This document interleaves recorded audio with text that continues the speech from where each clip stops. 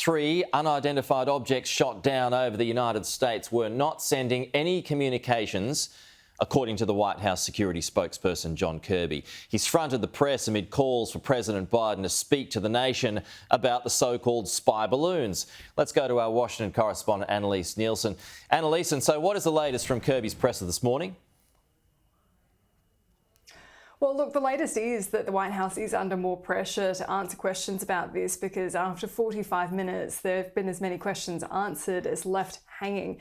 So what we do know is that there's been 4 separate incidents. Now, we know the first spy balloon that was shot down on February 4 was the technologically advanced, capable of spying balloon that has so many concerned. What we've seen now is 3 others shot down over Alaska, Canada, and now northern Michigan, which John Kirby confirmed in that briefing landed on the Canadian side. What we learned is that those 3 balloons were smaller, didn't have communications devices in them, and didn't have any kind of propulsion system to direct them. So there is still the question of whether it is the same kind of spying technology as the first spy balloon. So that's a really important point to make here.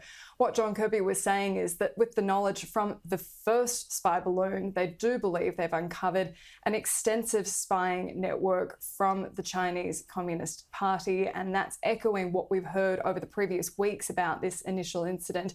And again, they repeated this idea that it was known at the time. One of these issues came up in the initial analysis of the first spy balloon because they said that the Trump administration knew about it at the time. That was proven to not be true, especially Mike Pompeo coming out and clarifying that point. And so now we've had a different frame put on it by the White House.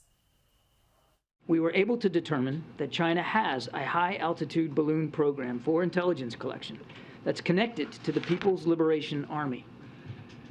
It was operating during the previous administration, but they did not detect it. We detected it. We tracked it. And we have been carefully studying it to learn as much as we can. So, Pete, the question becomes, if these other balloons are so unsophisticated by comparison and they're not seen to be the same intelligence gathering as the first one, why do they shoot them down? And so John Kirby has said that this was for civilian air safety, that the air altitude is between 20 and 40,000, that each of these has been intercepted, and that most commercial airlines fly at 30,000 feet. And so they've said that's why they did need to act. We know that these PRC surveillance balloons have crossed over dozens of countries on multiple continents around the world, including some of our closest allies and partners.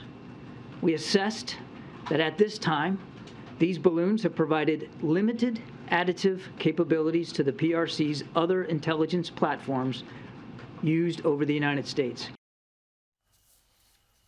The White House has said it is continuing to brief lawmakers. Airspace was closed over Montana, and the local representative there is still unhappy with that, saying that there should have been more information around exactly what caused that issue, and is suspicious that there is indeed still a balloon flying over Montana.